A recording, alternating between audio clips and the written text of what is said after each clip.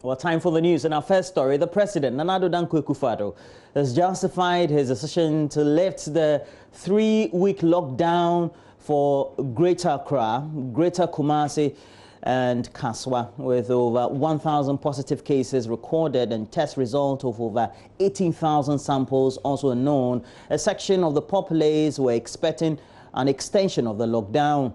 The president, at a meeting with the leadership of the Ghana Medical Association, said protection for the citizenry and the economy was a major factor in arriving at a decision to lift the lockdown. At the very center of this battle, the doctors and the Association of Doctors in our country.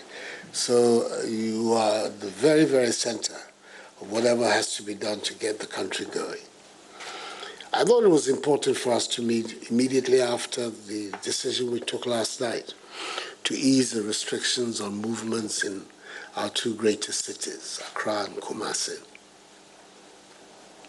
and to get a bit of a flavor of how we're looking at going about this. Because at the end of the day, the decision has many, many, many ramifications: economic, social, cultural, as well, of course, as its health dimensions. And what we are required to do as the decision makers is to balance all these factors and then come to a conclusion and a set of decisions that will best protect our people and, of course, protect the economy of our country. We take it that the medical initiatives we've taken, expanding our capacity to trace victims of this disease, being able to test them, being able to isolate and quarantine those who need to be so that we take them out of the population. And then, of course, the treatment. And then also looking at, if you like, the demography of the disease itself. How is it faring in Ghana in terms of sick, in terms of deaths? And all of those have been the basket of issues that has led us to take these decisions. We want the understanding of the medical profession as to the basis for which we are going forward. So with your understanding, of course, then we are certain that the measures that are put in place will have the sympathetic treatment of those who matter. And that's really the reason why I brought you here, so that we can have a discussion and look at these measures. Another meeting, the president of the Ghana Medical Association, Dr. Frank Ankobia, expressed support for the decision taken by government. We are so happy that you've invited us this morning to discuss the pertinent issues. All we need to do is to pledge our support to government that we're going to continue with you. We're going to fight till this virus is eliminated from Ghana. Away from the presidency, distribution of free meals to Ghanaians affected by the lockdown over the coronavirus pandemic has been suspended. Now, this follows the removal of the restrictions by the president on Monday. Now, Gender and Social Protection Minister Cynthia Morrison, who confirmed this to Joy News, however, says there will be the distribution of some of the uncooked food items to people who have called the toll-free numbers for assistance. 3-week lockdown or restriction period. I want you to tell us how many people were you able to reach out to with these food items, as in both cooked and uncooked food items? I cannot quantify the uncooked because we're doing 400,000 a day. For the uncooked, what we did was that we give you a ration for 5 days. So if you spread it across, you are looking at 400,000 a day. But because of the uncooked nature, we couldn't go daily and do the distribution. So we add 5 days and we give us a ration. And we do 10 days and give us a ration. So for those ones, the total is 400 400,000 a day. But with the uncooked, we did 2.5 million. But for the cooked, it was 2.5 million, and for the uncooked, 250,000. For the cooked in Greater Accra, we did 100,000. Ashanti region, 50,000, and the uncooked is 250,000 a day. So if you put all of that together, how many people did you reach out to? Oh, I haven't done the calculation, because we are still doing the distribution of the uncooked. But we are told that the distribution of cooked food is supposed to have ended today. We would round up maybe by Wednesday. Today we are doing counseling as well to let them know that tomorrow they would get, but the next day they are not going to get. Because I don't know how, but they gathered this today, waiting for food. So it would have been a disappointment if nothing went. And I'm sure that they didn't come on a full tummy. They came hungry. So if they come today and there's nothing. So we are gradually weaning them off the food thing by explaining today. Tomorrow too, we'll do the explanation again.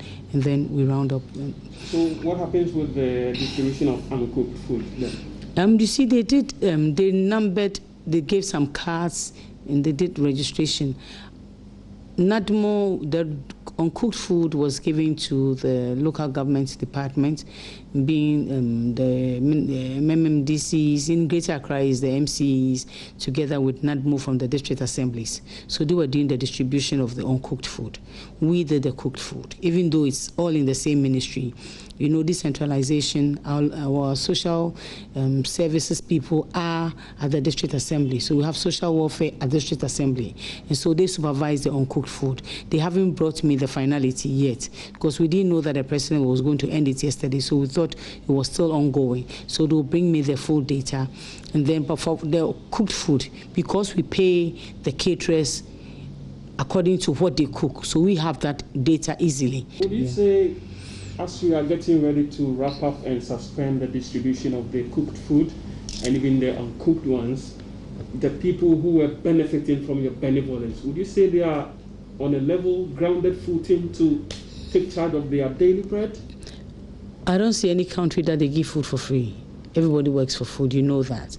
This situation is one of its kind, and then the president thought it wise to give food. Let's take you to the Upper West region, where the administrator of the National Association of Registered Midwives, Nasir Ahmed, has underscored the importance of midwives in Ghana's fight against the coronavirus pandemic.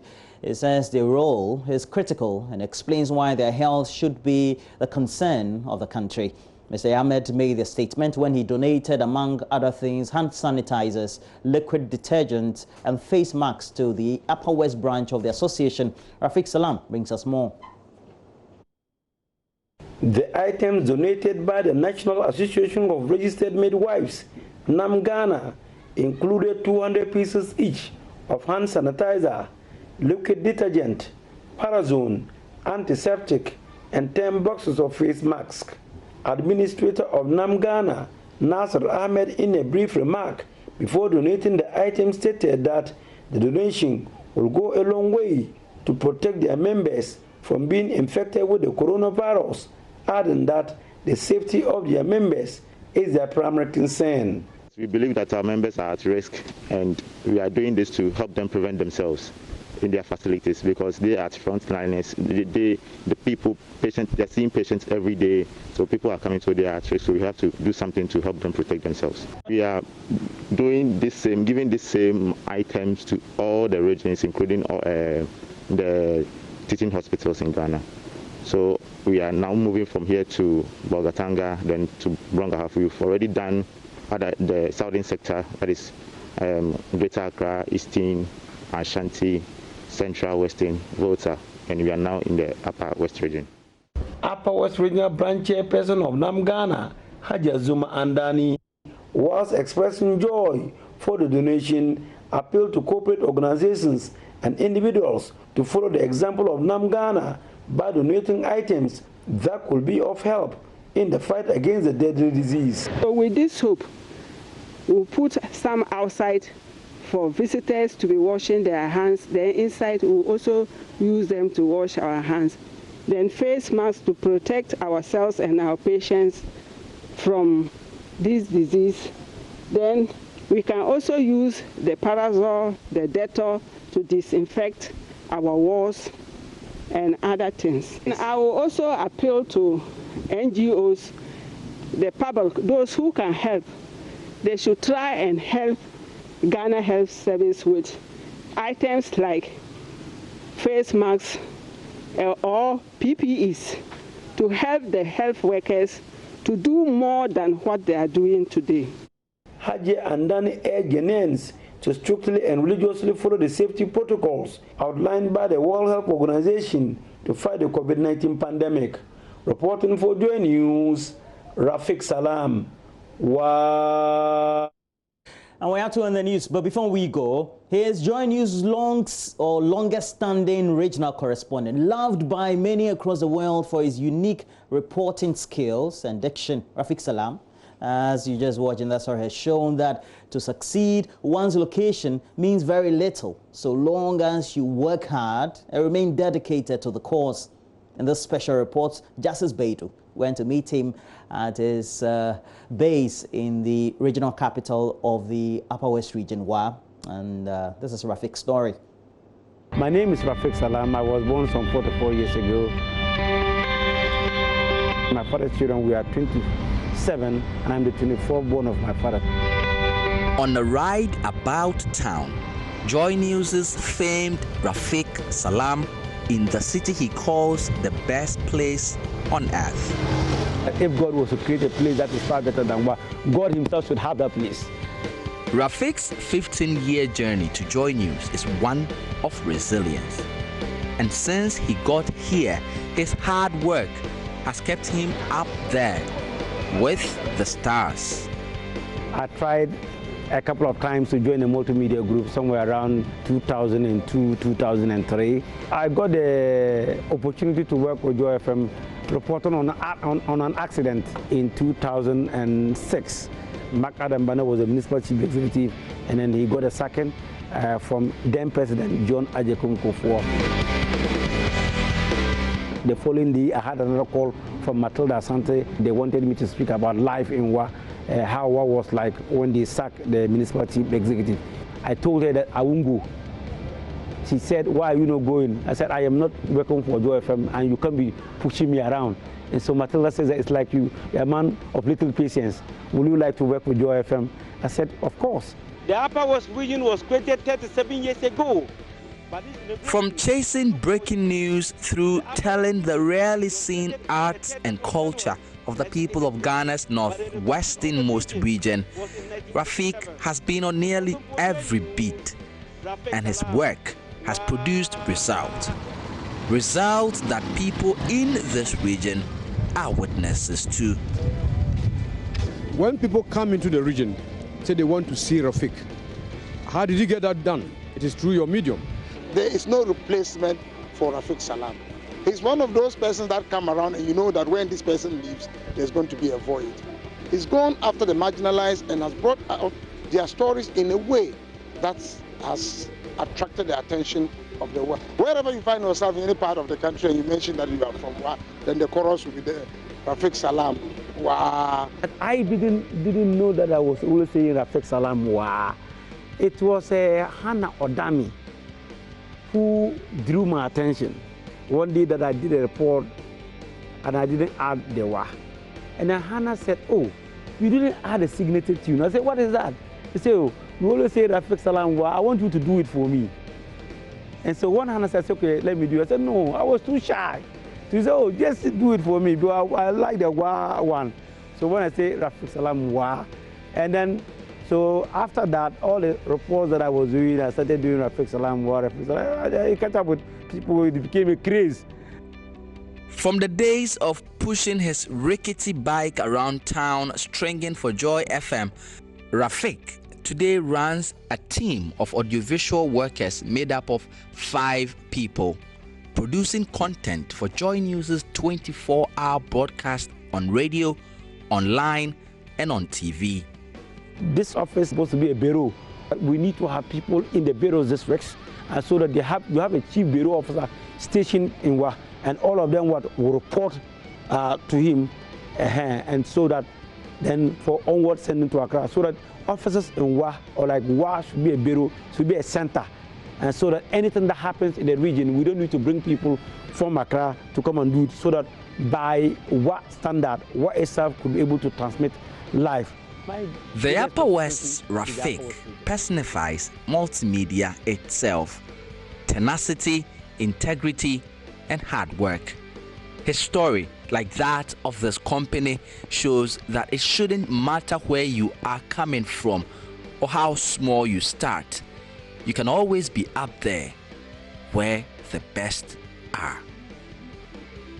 Justice Bedu, Joy News. Wow. Majestic drive through or driving by Rafik Salam. Wherever you are this morning, Rafik Salam, good morning to you, and may God reward your hard work. Mama V, that's quite a unique story. Yeah, absolutely. Told beautifully by Justice Bedu. He does it best, really. You know, Justice is a great storyteller. He's using visuals to be able to tell the stories. And listen, even for those of us who work with Rafik, we probably didn't know some of the things that Justice was, brought out there in that story. So good to know. Now we all really know you, Rafik Salam. Well, we've got great stories like that coming your way. Just stay with this channel. It's a Joy News channel. But Roland, something also happening on the world market is crude oil prices. Can you imagine prices coming to nothing? Too much oil that traders are even paying people to just carry them away. We're just going to check out how it's been reported. Now, this story is on myjoyonline.com. Oil crashes 305% to $36.73 per barrel. This is a good time if you have a lot of money. Price, though, is for Brent. It's even gone down to about 30. So this is even expensive. Yeah. Yeah, it's way cheaper now. And we use Brent, of course, but those who don't use Brent, they even go lower to about between $20 and $13. And Mama V, there are even shortage for storage capacities around the world. Exactly. You'll see that in the headlines. So this is how my Online is reporting the story, but let's check out how other news portals are also reporting this oil price now.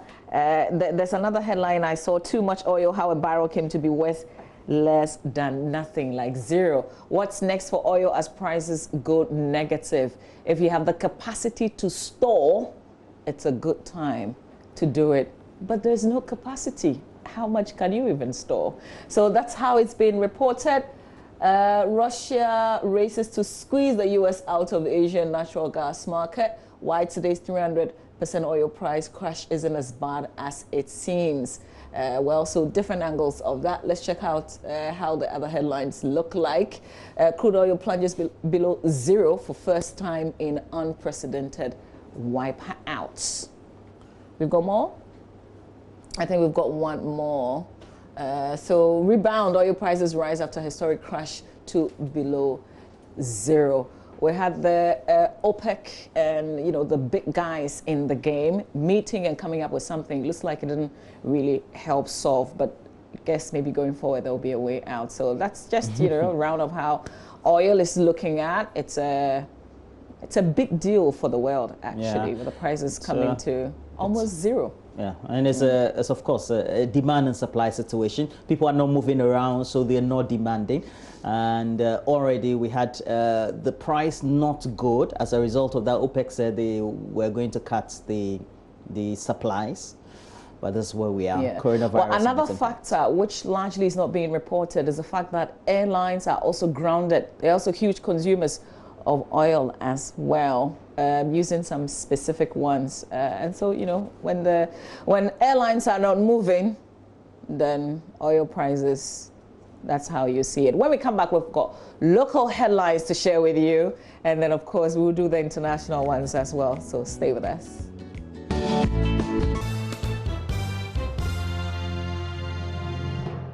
We told you about how we have to do the news review. We're in now, Mama V. You start. Yes, I've got the Daily Graphic and the Ghanaian Times. So let's start traditionally with the Daily Graphic newspaper, front page of the Graphic.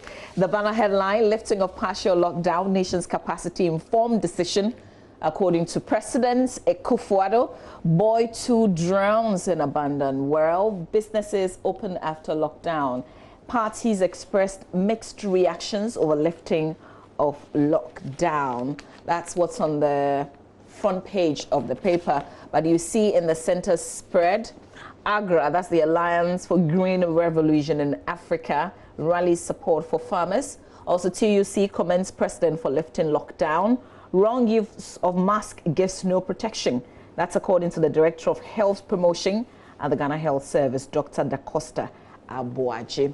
And on the back page of the graphic today, East Mamprusi police kill suspected armed robber, arrest others. FDA recalls all batches of COA FS food supplements. That's a story that we highlighted a bit when we did the review. It's on the back page of the paper. So you see all batches of the products. How is that even possible? Let's do the Ghanaian Times newspaper, front page of the Times. It means everything. Everything from the ones that people have consumed already. When you say all batches, that's what it means. Since the products started, as in since it was released onto the market. That's all why batches. This is... So that's why, like, we need to be having conversations with the FDA on this. Yeah. Okay. FDA's recall, so the story is also in the Times. FDA's recall of COA FS. Public raises concern. We will see the angle in the Times. NDC, TUC, others react to lifting of partial lockdown on COVID-19. Business activities bounce back in Accra, Kumasi after 3-week lockdown. It's to save people from hardship. Reason for the lifting of the lockdown. The president explains. Minister applauds Zoom Lion, MMDAs, security agencies for 3-day cleanup exercise in Accra. On the back page of the paper, the Ghanaian Times, President donates assorted food items to 13 traditional councils here in the Greater Accra region. And Valco presents items to Tema Regional Police Command to fight coronavirus. So the two stories on the back page of the Times newspaper.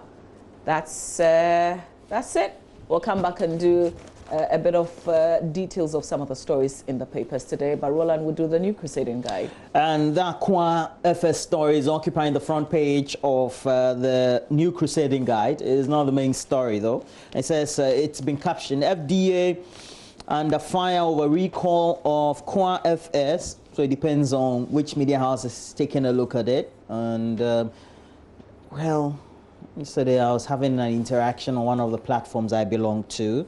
And apparently a known personality on the platform who works with the institution was explaining further some of the things, which is the generic and the routine things that could occasion an action like this by the FDA. Quite interesting when you take. But again, just like Mamavi said, we have to dig deep, delve into the subject, have an interaction with the manufacturer and also with the FDA, which is a regulator, to get to have good reasons why both of them would have concerns on their side. Main story, TUC backs Akufo-Addo over lockdown ease. Story on page 3 and extended to 10. But down there, related to the coronavirus pandemic, its spread, its containment in Ghana, we will fight till corona is eliminated. The Ghana Medical Association is assuring the president of our republic, Nana Addo Dankwa Akufo-Addo. Up there, COVID-19, Ghana gets $500 million debt repayment freeze from the World Bank. That story is on page 9 of the paper. It says, forms part of a Pan-African effort to bring debt relief to Africa. We already do know that the IMF, the other institutions had given about 19 countries that fall below a certain threshold. It also included Rwanda at the time, just over the last week, to have some access and debt forgiveness, so to speak. We're not part. And so we're in big countries, so for pay, when the money will go pay them. I will see how it goes.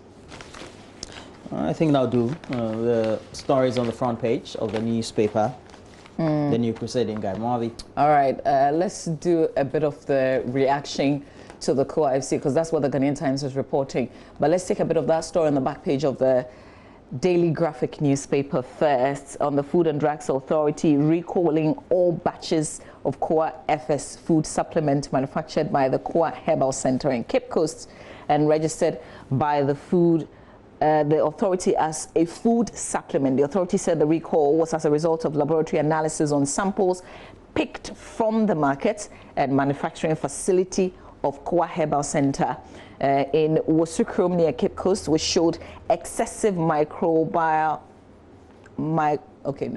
it's a scientific word. So they found some bacterial, mold and yeast contamination, which ideally shouldn't be in the product. Reason for the recall. But if you check the Ghanaian Times, there's a reaction because they said the story says the order by the Food and Drugs Authority to manufacturers of popular food supplement Koa FS, Koa Herbal Center to withdraw the product from the market over claims of unsafe consumption has raised concerns over how the regulatory body relates to local entrepreneurs or companies who produce groundbreaking products. Okay, so it gives you a background of the reason for the FDA, but I want more of what people are saying. All right, so here we go. But many Ghanaians have expressed surprise over the FDA's action, considering the fact that Koa FS was on high demand following the outbreak of the COVID-19 pandemic. Speaking to the Ghanaian Times, many observed that before the FDA's order, Ghanaians as well as foreigners were patronizing the drug, which they believed has been licensed in Ghana. Now, here's a little of what I know. So if you manufacture Roland, I think we talked briefly about this yesterday. You take your samples to the FDA, they will test the samples, and then if everything is okay, they'll give you the go-ahead. That's when you say it's been duly registered. But going forward, you don't send every sample you produce afterwards to the FDA for them to check, so that they are checking every batch as you produce. That's the norm. They don't do that. But what they do is what they did in this instance, where they go to the market randomly, they pick your products, and they can do the test because they are the regulator. And if they find that there's something wrong, usually they'll test different batches. And the recall will be on specific batches. That's why I think this is great. So I think instead of being emotional and thinking, oh, there must be something, just understand how the FDA works and appreciate where they're coming from. They will not say they're recalling all batches if they don't have a cause to. That's really important. So ideally, they'll take the samples from the market and do the test. And what will be affected would usually be a certain batch. And they do this, it's not reported. It happens to almost all the manufacturing companies. Sometimes it's water or a soft drink. They go and find it and they test. And then they will realize, and sometimes it's because of the way it's being kept. And then they'll come back to the company and tell them this particular batch, there's a problem with it, withdraw from the market. Yeah. But to say all batches, they have done their work and they've come to this conclusion. And I have to state that it's good that you said that it's not peculiar to the manufacturers of the Koa FS. Yeah. Indeed, yesterday I saw a chart which even involves a recall of some products of some of the top pharmaceutical It happens to almost all of them. It's only that because it's on the sideline, it's a regulatory issue. It's not a market issue. So they do this mystery shopping, as we call it in marketing or elsewhere. And you know, you get to find what the routine is, what usually is on the shelves, and it's being consumed by the population. And that is their work. And we're hoping that when we have the discussion with them, at least our viewers also will have a better understanding as to how this is done, why this is routine, and even there's any conspiracy theory at all, we'll put all that to bed. But I think that, you know, as a people, if a regulator does this, it should give us confidence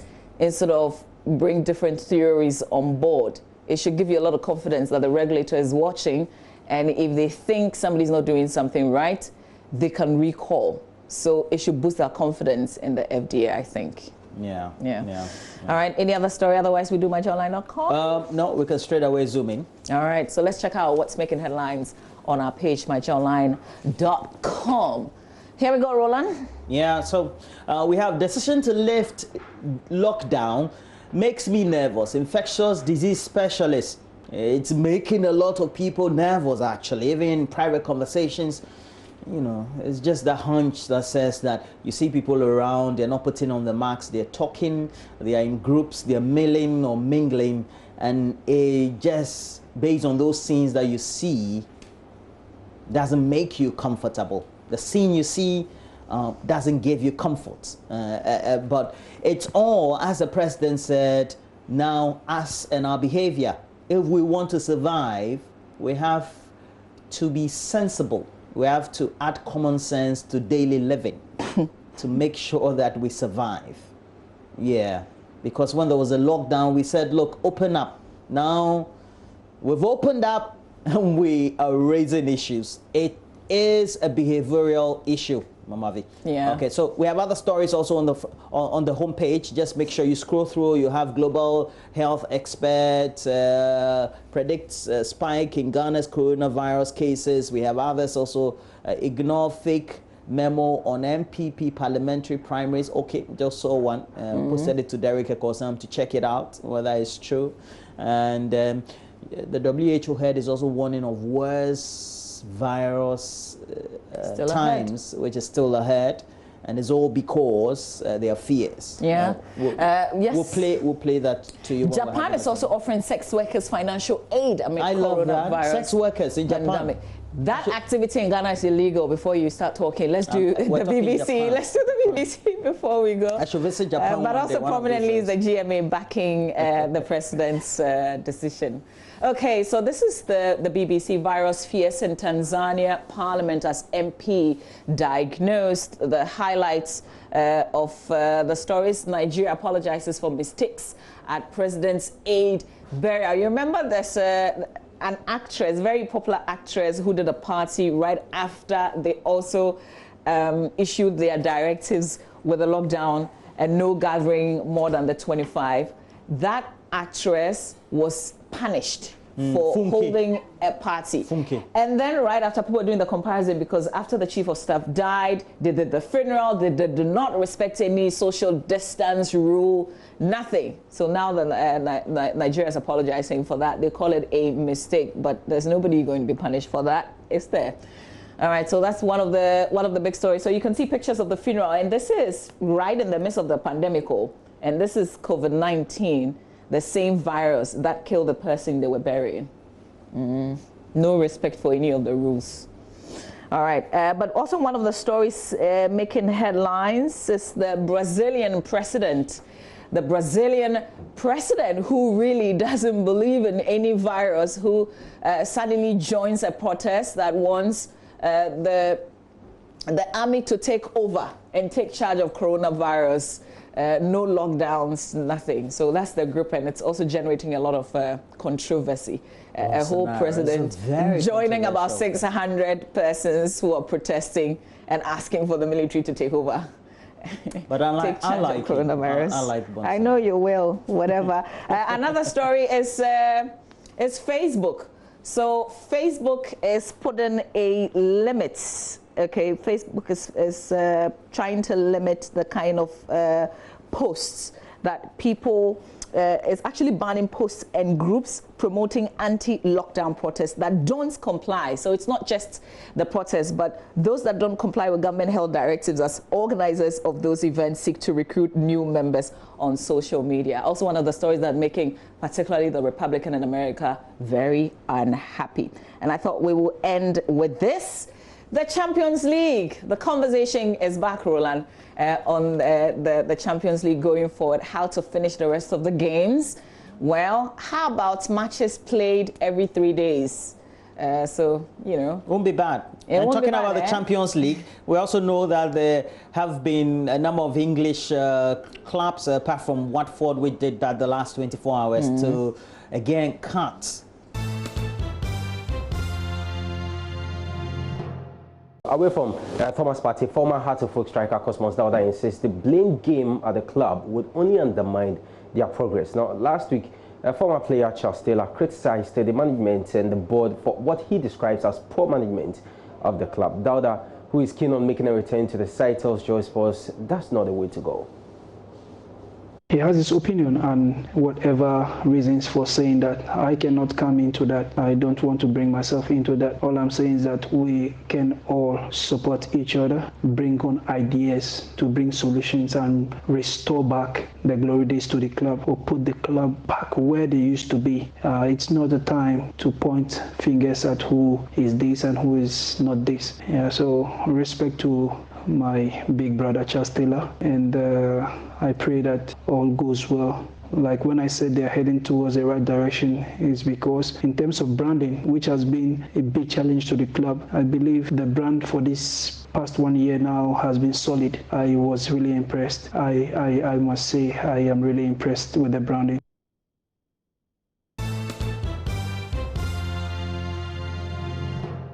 Yeah, so we decided to still that picture or keep it still on the screen so that you get to know how it felt, and it brought a lot of nostalgia.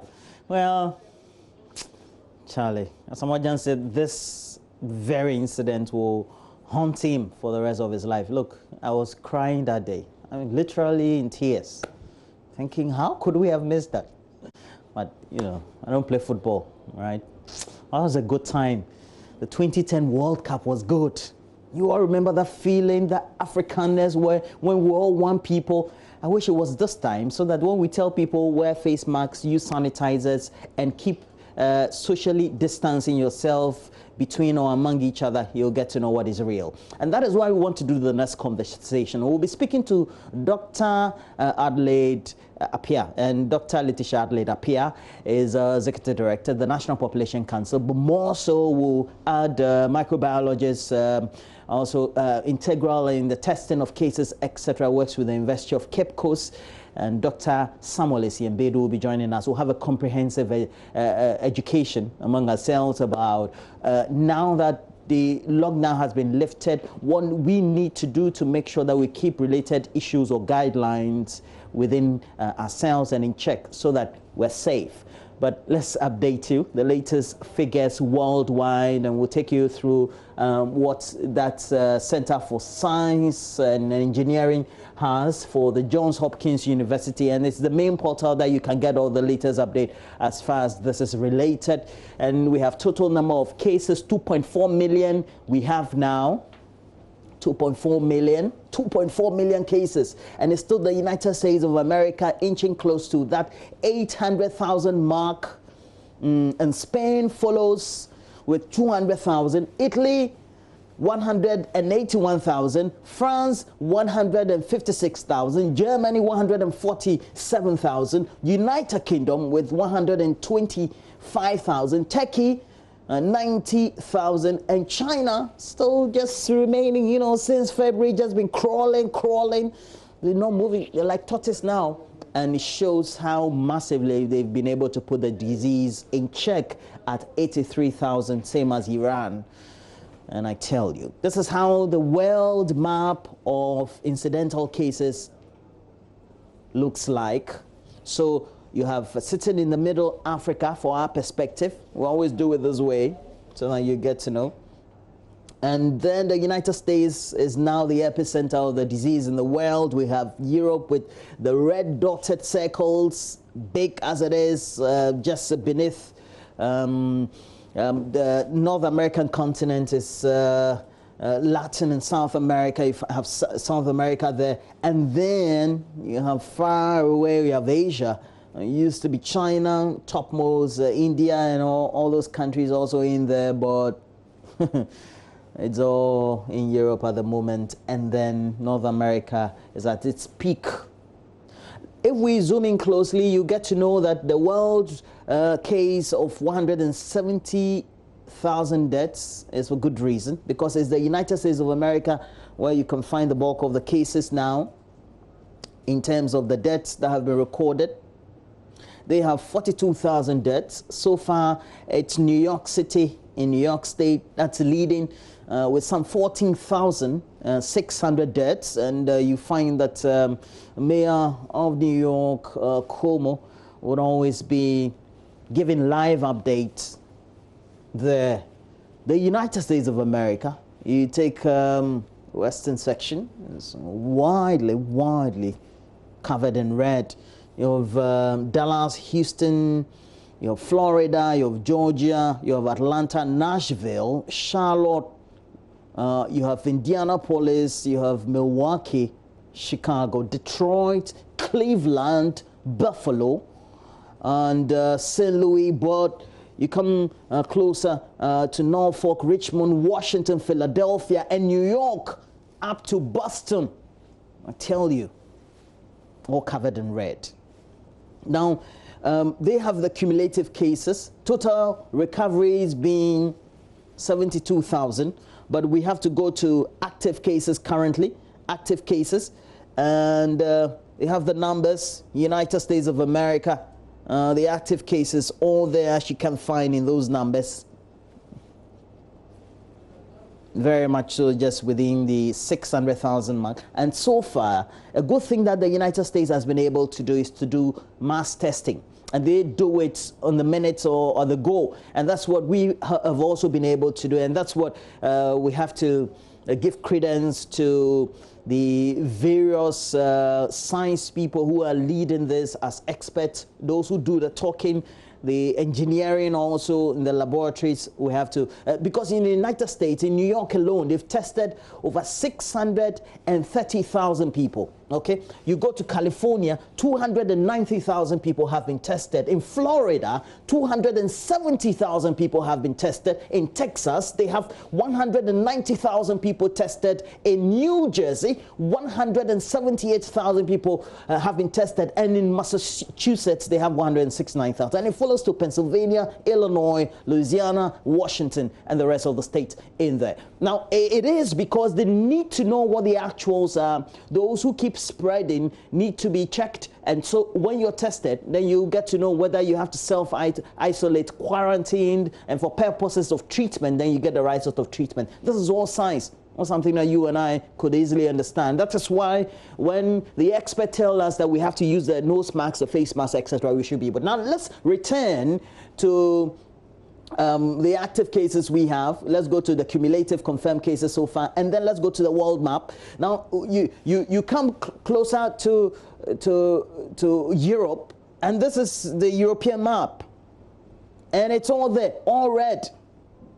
It's where let's go to the UK, where I have my good friend Benjamin Kojotu Foreman, who lives quietly in his London home. It's okay, cool, you know. But it's also because they have a number of cases so far. The United Kingdom, you go there, even though Ireland, etc., they're all recording cases. Let's go to the UK, and you go to the UK, they have all these number of cases that have been recorded over the period. And they have confirmed cases, 124,000 cases. Now, deaths so far recorded has exceeded the 16,000 mark. The United Kingdom, UK, and they even have seen some flattening of the cases over the period. So they're seeing some light at the end of the tunnel. But it's all about caution. I'm just told this morning that the sun is up, but it also means that there's a temptation to go out, etc. Because they love the sun, you know. When they're entering the summer, then it means that it's a time for them to get some heat and tan their bodies. But it's all about making sure you get a caution. Now let's go to Africa. Having looked at the UK situation, let's go to Africa. And you know, the cases initially started, we had Egypt, then moving to Algeria, and just the North African belt, we had Morocco, etc. Now every part of the continent is awash in red, and this is where you can't get it. So you come to Ghana, and it gives you real-time data. And it's where we have, and so far, you have the confirmed cases, etc., hitting, and the deaths now recorded as we have it exceeding the numbers that we have. But if you want to get all the latest update, it's not only the site that belongs to the Center for System Science and Engineering of the Johns Hopkins University, but myjoyonline.com. You go to myjoyonline.com, they give you all the comprehensive update that you need to know. Case count Ghana, confirmed cases, those that have been tested, those that have recovered, the fatalities so far, and real-time news from the COVID-19 team of government and all the experts that need to know. and talking about Ghana, we need to know. It's just the second day after lifting of the lockdown. We need to know how you and I are behaving, whether life has indeed returned to normal or whether we still have fears. We did that yesterday, so we'll take you to traffic.com.gh, get the latest update in terms of traffic, make it entry into Accra, and get to gauge whether there's congestion on the usual route as we would have it or not. So we'll go to traffic.com.gh, get the latest update, but please make sure you are getting interactive. We're Facebook, join us on TV. We also do have our Twitter handle, and then My Joy Online TV is always available for you. Look, My Joy Online TV, very important, very important. Get it clicked and subscribe, get the latest update, get those notifications coming for you. And well, this is the Tema roundabout. It's a place I'm very much familiar because I live at Ajay-Kojo. You just take this lane through the motorway. Either you go through Ashama or through the Lashibi Bridge. You are there, Ajay-Kojo, live. And so I'm very familiar with this because there's a construction that is ongoing. I think it's almost complete. They just have certain sections of that roundabout. And you can see that the traffic is quietly piling up from Michelle Camp. And before then, we would have had Afienya. Before then, we would have had the Shine Hills. Boom. So people are making entry into the capital, Accra. That will feed into traffic into Tema because people would then have to go to work through the motorway. And this is the situation there. The traffic is not congesting because they've constructed the roundabout. It's an interchange, wholly state-of-the-art interchange as we have it. So let's take you to the next section. We'll go to, the bypass, Airport City. And this one leads you from the airport roundabout. You're making entry, you find Holiday Inn, the Vodafone head office, etc. This camera is actually overlooking the airport shell. It's a very popular destination for those who just want to have something, handpick something, drive through, sort of have their tanks filled. And it's very quiet. Understandable, and it also gives you a vivid picture as to whether people really have resumed work. And this is time check, we're almost hitting the half hour of 7, and this is the situation as we find in the traffic situation. Now let's go quickly to the Oxford Street. Cameras are not active. We'll get it active. We'll just beef it up and see whether we get it on stream. But okay, where are we? Okay, Gifford Road. Now, the Gifford Road is the one that takes you from, usually, because it's a bypass, the Palace Mall, for those who use the Spinters Road, is Legon. They have the underpass. They'll go through the new airport estate that we have, the Airport Hills, the Chess Homes, those splash areas. Now, you go through here, you can go through Elwak 37. So you can see that people who are coming into Accra, streaming in, it's because business, it looks like, is gradually picking up in the capital. Even though that's the reason for the lockdown, what the caution is you have to exercise restraint, wear face masks, make sure that somebody you're talking to also wears that same face mask. Observe the social distancing and use hand sanitizers if you have to touch, make entry, or you've interacted with people or touch surfaces, etc. Can we look at Tetekwashi? Tetekwashi is always a beehive of traffic. We're beefing it up quickly, just related network internet penetration issues. But once we get it on stream, you will get to know whether we really do have traffic, because Tetekwashi is the center where you get to gauge people coming from Tema. You have those coming from Legon, before then Medina, Oyibi, Adenta, and all those things, all coming in through Accra. You get to gauge Spinters Road. It's not beefing. Look, that's where we have to, it's not beefing up. It's not beefing up. We don't have it on stream because of, we have to take a break. But talking about the internet, myjoyonline.com is where you get the latest updates. Nowhere else can you get news update except myjoyonline.com. But we're taking a break. When we come back, Dr. Letitia Adelaide-Appiah, Executive Director, the National Population Council, will be in the studio. We're observing social distancing, great discussion, great education. We'll stream into the studio Dr. Samuel Esiam-Bedu, a known microbiologist with the University of Cape Coast. And I tell you, it's all education right here on coronavirus.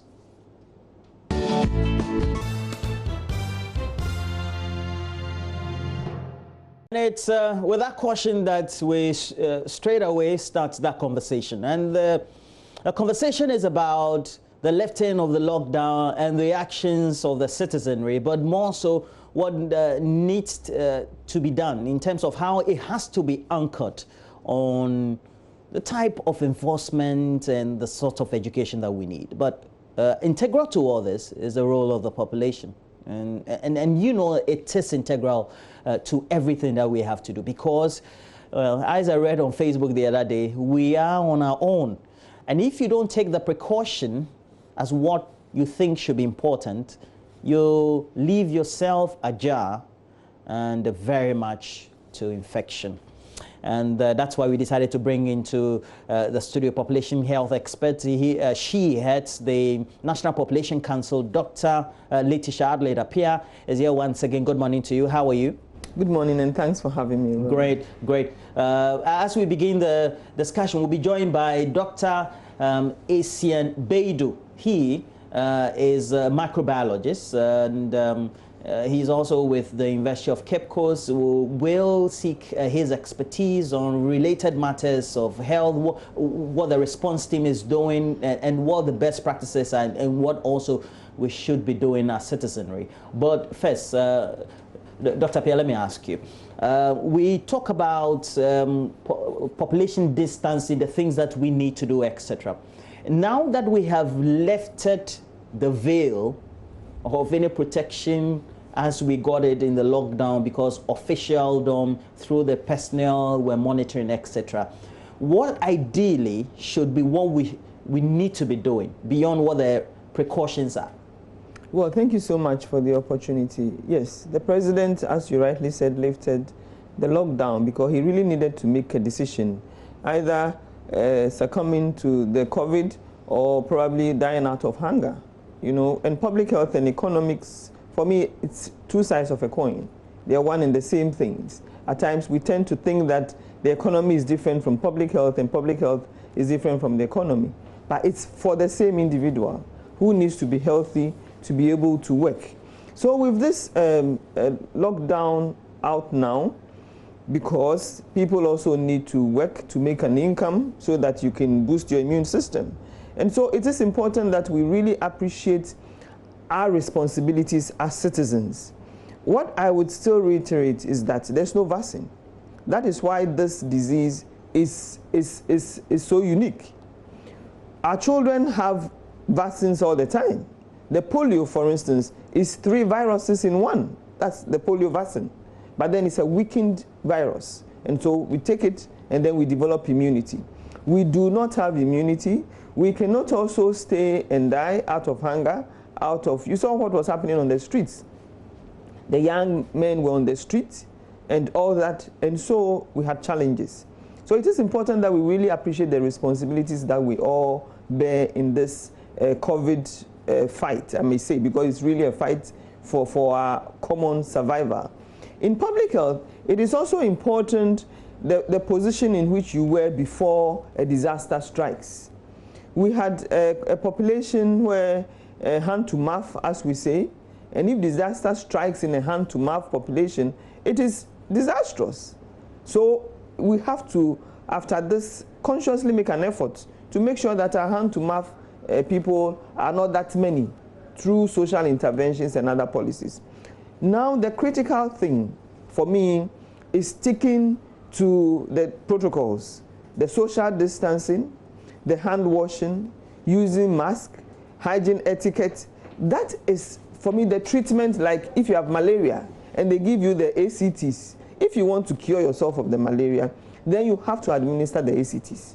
And that is the cure we have now for COVID-19. We have to, the president really was, for me, between the devil and the deep blue sea. Which side should he go? But then he has to also be in the middle to make sure that people are not dying and then people are also surviving. I mean, because it's still hand-to-mouth that we operate. Yesterday I saw pictures. Going through town, people are having conversations, milling together or mingling. And just, walking about without much of a care. No face masks on. I mean, visibly you could see them. Those scenes and pictures that we see, how do they gravitate away from what you're preaching now? I think the education hasn't gone down well. Everybody knows COVID-19, But then what does it entail? What are the risks? And what are my responsibilities? And we really need to break the responsibilities down to every segment. GPRTU has a role because GPRTU sees a lot of clients, and so they can customize this hand washing and social distancing using sanitizers their own way.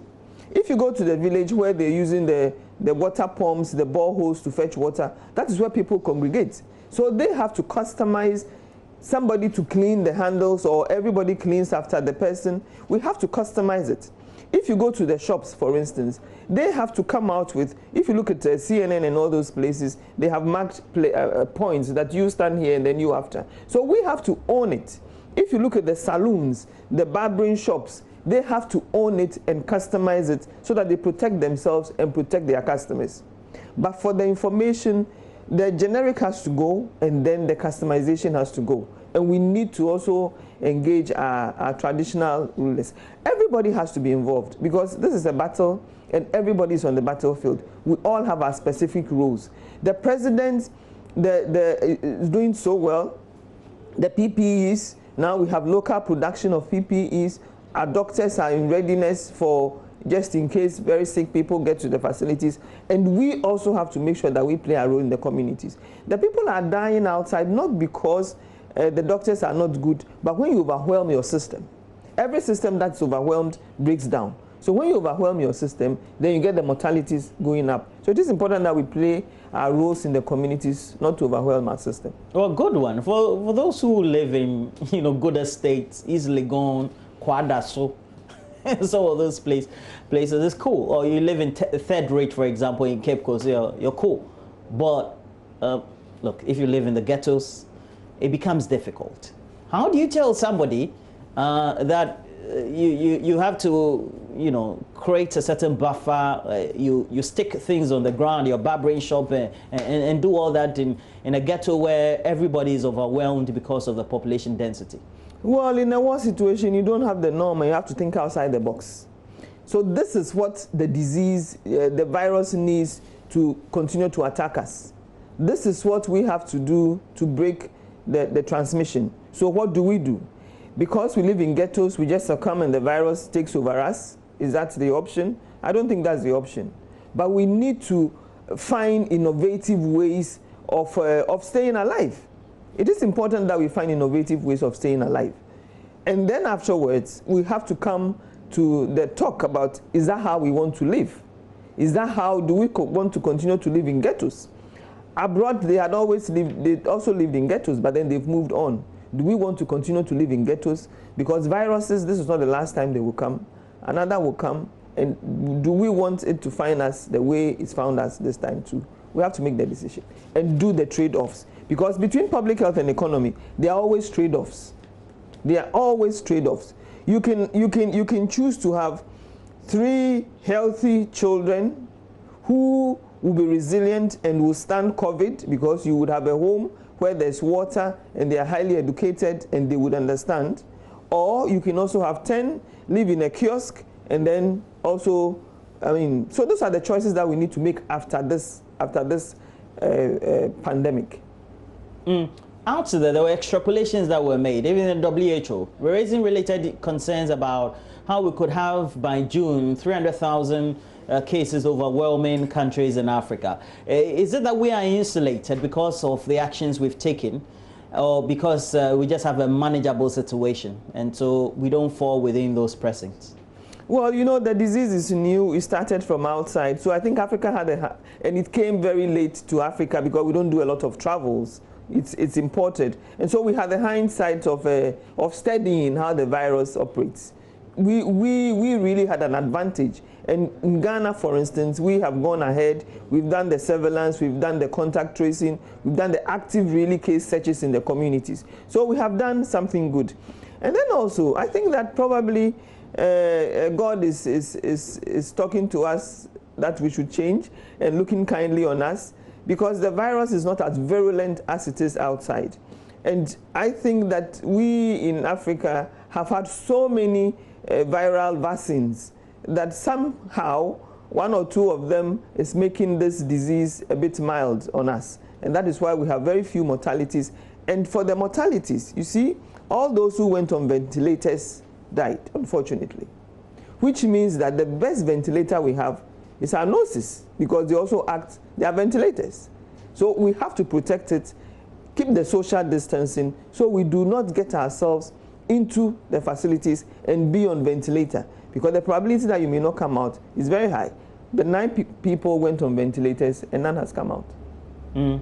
Well, and that is why elsewhere, in some of the top hospitals in New York and the state itself, they decided to do the isolations, and unless you're extremely in a very respiratory bad condition, they will not put you on a ventilator. That's the new way they're doing it. But if we have to come with in country with the way the education needs to be done or the coordination needs to be done, what would you best advise in terms of how we have to carry forward with how MMDAs also need to complement the health facilities and at the community level, who needs to be involved?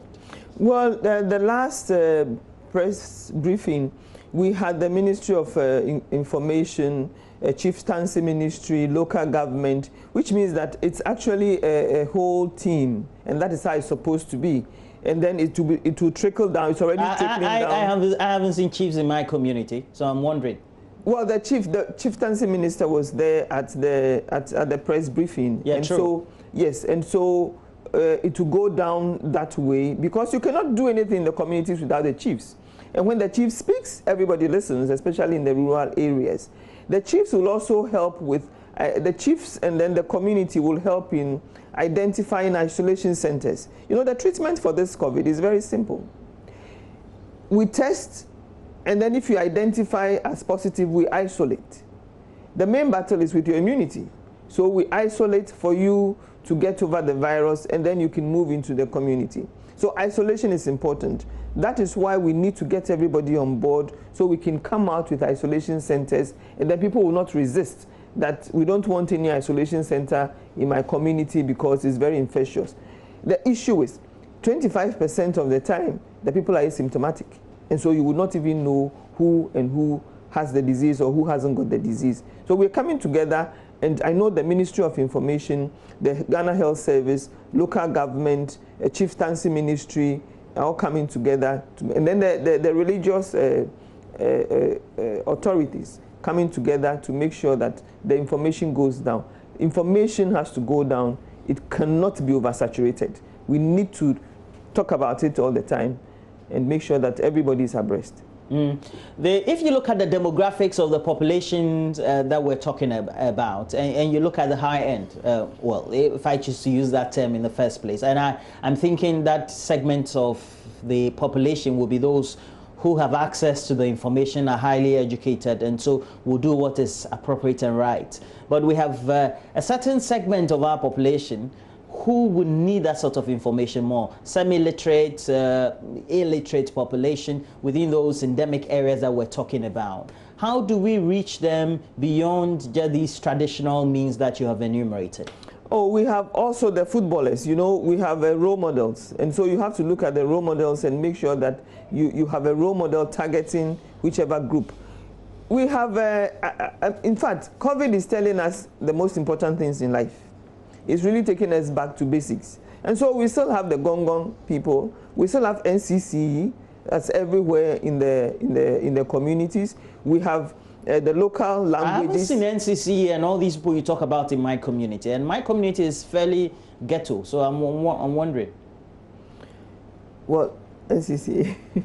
So we have NCCE supposed to be, and last time I saw the boss of NCCE on it, I think Talking Point, talking about what they are doing in sync with Ghana Health Service, with the Information Ministry, to make sure that it goes down, because that is the only way. We have to, the structures are already there, and so it's not difficult to build on. Are we not having a situation where you, the big men and women at the top, you talk big, but sometimes maybe it's not trickling as far as by way of implementation as it should? Well, I'm not sure about that. Well, we'll bring into the discussion a microbiologist, Dr. Samuel Esiembedu, to help us also deal with the related scientific research-based issues, because we know that we're told that a genome, that in terms of the type that we have of the virus, could be also traced to the original one that was seen and worked with in the labs at Wuhan. But ultimately, how does that move us forward as far as trying to look at the related interest issues? Now, let's talk about the population density of these areas that, and the president even announced some of them, and how that, for you as Population Council, becomes important in trying to map out what needs to be done. We're talking about the density and some of those areas. Yeah, I think it's very, very important, because local ownership is critical. If you want people to uptake a behavioral change, then they have to own it, and they have to see their leaders in charge of it. And yes, COVID, what it hates or what it likes and we hate, it's being close together. And so population density for COVID, it's a ripe situation to propagate itself. So we need to, as the president said, targeted areas would have targeted interventions. We need to not just have, as you said, we don't just have to have the information up there, but we need to localize it and say, we come to this community, yes, you cannot have the 1 meter apart, but what can you do? You can do the mask. Everybody has a mask so that you do not transmit one to the other. And then the hand washing, we have the water tanks coming over, how to do the hand washing. You see, yesterday I was watching TV and I realized that people were wearing masks and they were wearing it wrongly. And so demonstration is also important, should be part of the education. So we need to segment and make sure that the team, we go there as a team. Ghana Health Service with somebody from National Population Council, and then from NCCE, we go there, educate them, so we can isolate those places, so they do not have to go into curfew, because Roland, the issue is those people there are those who also do the hand-to-mouth. And so if if they are contained all the time, it's also going to be a challenge. And so we need to have the education at the community level. Education, education, education. Would it have to come at some point where we have to look at some of those hotspots, as had been referred to in earlier communication, where we have to perhaps be more strict or stringent in movements, just to make sure we enforce? Yes, we have to do that. That is public health. Because if you find a hotspot and you do not isolate it, then it spreads. And so if there's a hotspot, we need to demarcate, isolate, and make sure that we test the people there, get them into isolation, and then treat them and trace the contacts. So and that is why the team is standing by, as the president said, to make sure that if there are any such hotspots, it's isolated and then it's contained. Because if it spreads, it gets so many and you spread so thinly, and it becomes a challenge to identify everybody. But we already do have some hotspots, don't we? Yes, we do have some hotspots, and the team is doing the aggressive contact tracing over there to make sure that everybody is out. The other problem, Roland, is that you know, there's Noguchi and the centers, the testing centers are overwhelmed, and so there's also a time lag between when we take the samples and when the results come in.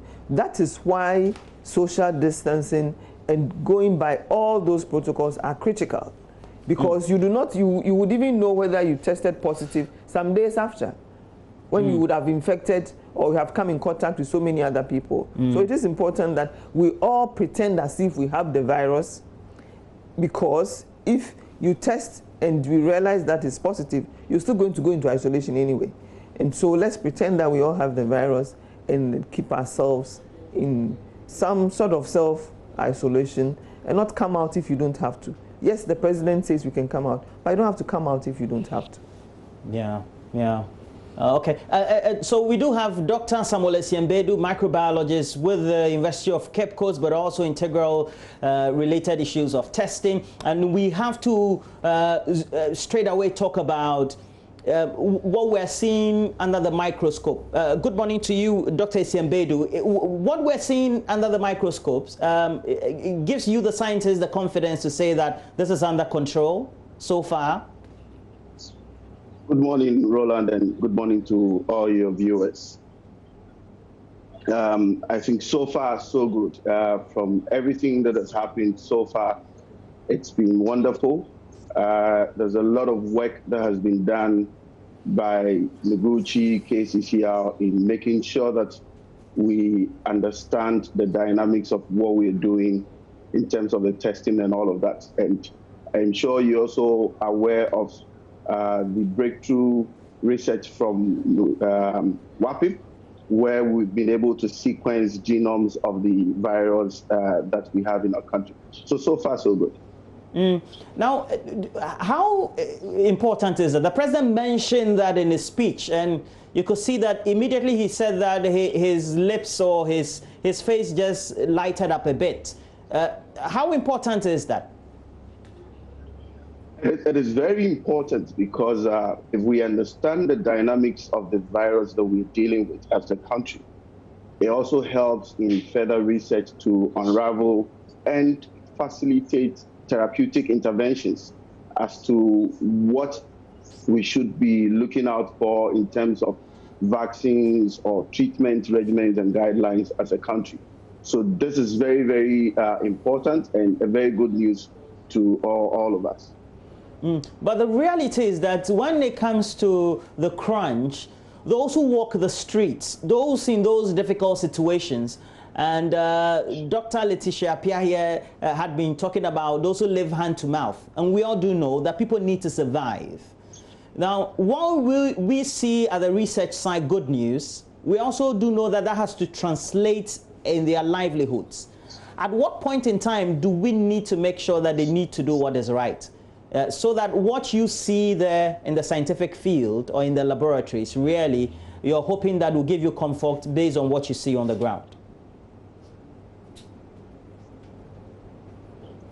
I think at all times, Roland, we need to ensure that everybody complies with the laid down protocols, particularly with regards to issues relating to social distancing, isolating ourselves, hand washing and personal hygiene and all of that.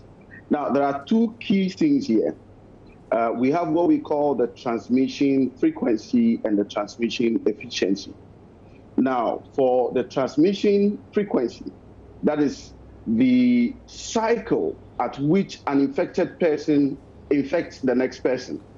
Now, if it becomes so short, what it means is that we'll have a larger number of people becoming infected within a very short period. Now, the efficiency is about people who are able to have or possess the virus and then would have the tendency to transmit the virus to another person, whether they become active carriers or they become asymptomatic and all of that. Now, if you put these two together, basically, all of us need to come together to ensure that the strategies that have been put in place to mitigate the spread of this virus is adhered to completely by all of us. Now, we need to make sure that we break the frequency of transmission, and we also need to make sure that we minimize the efficiency of transmitting the virus. So what it means is that we need to isolate ourselves, we need to distance ourselves, we need to wash our hands regularly, we need to make sure that we practice all the hygiene tenets that have been laid out, we wear our face masks and all of that, and then we should be good to go in bringing this curve down properly. Now, I have to now get to you, Dr. Appiah. When you say that, treatment of COVID-19 is simple, what really do you mean on the clinical side?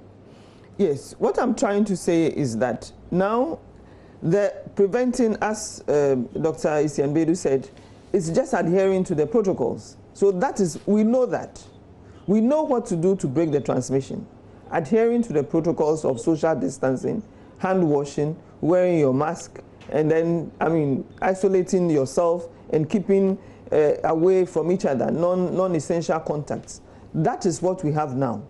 They're in the lab sequencing the genomes to make sure that they can have vaccines for us so that we do not have to get into the social distancing.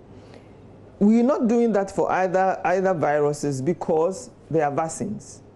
But that is what the scientists are doing now. So whilst they are getting ready and they're doing all they can to get us vaccines and medicines to break the transmission, what we have to do is to do the social distancing in wait for them.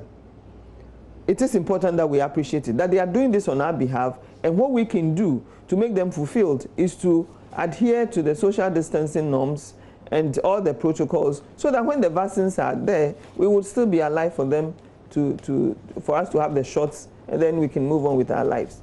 Dr.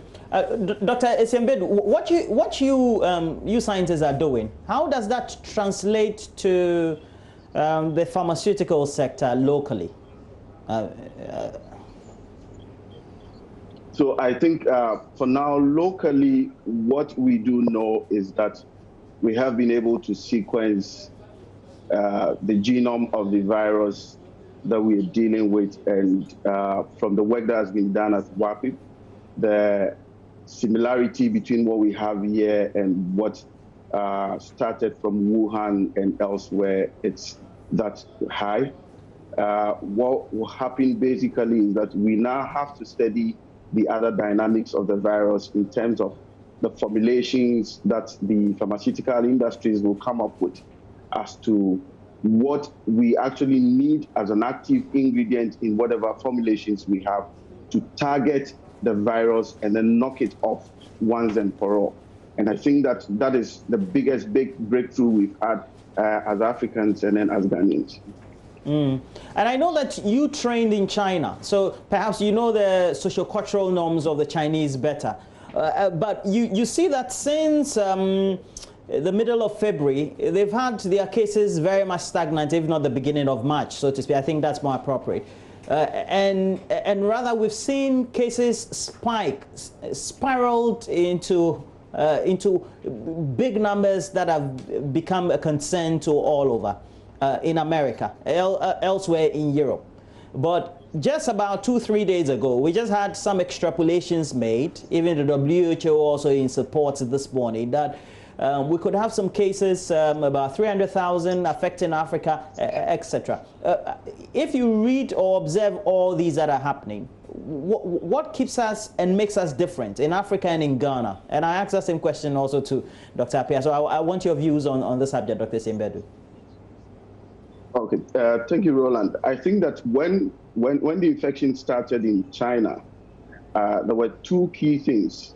One was that there was aggressive testing and expanded testing. So testing sites were expanded, new facilities were built. Aggressively, they tried to break the transmission efficiency.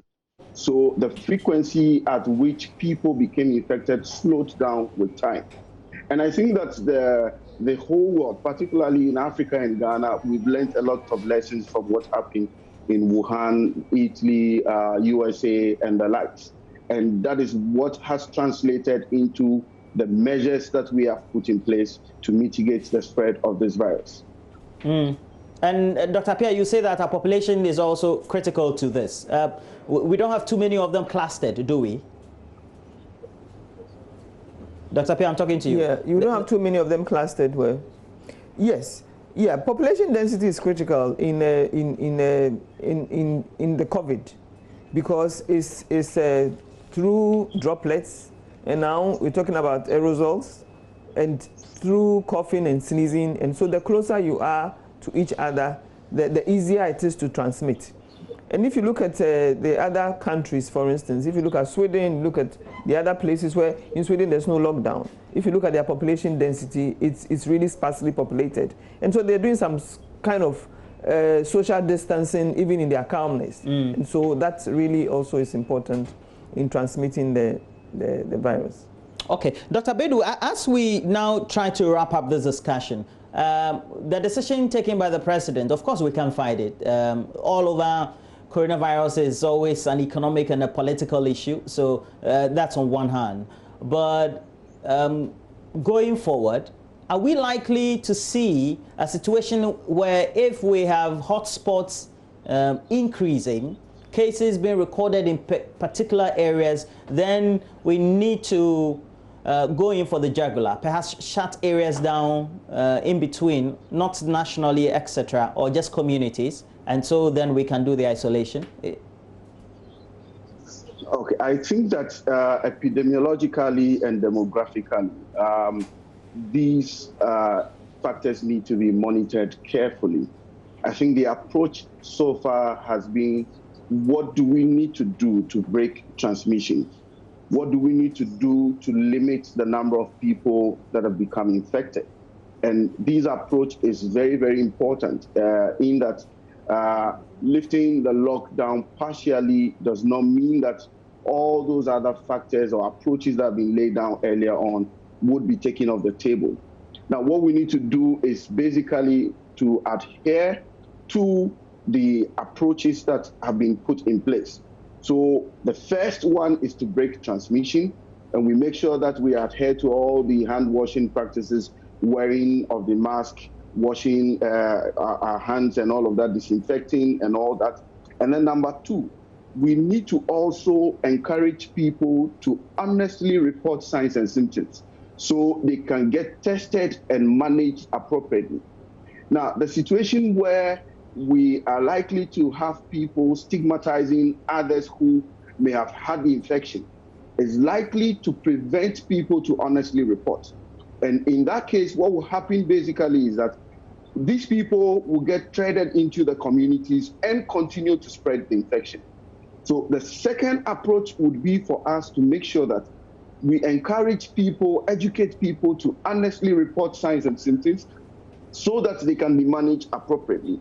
And then the third approach, which I laud the government for, is the expansion of the testing sites. Previously, it was just 2 sites, but now we have additional sites, the reference laboratory, the public,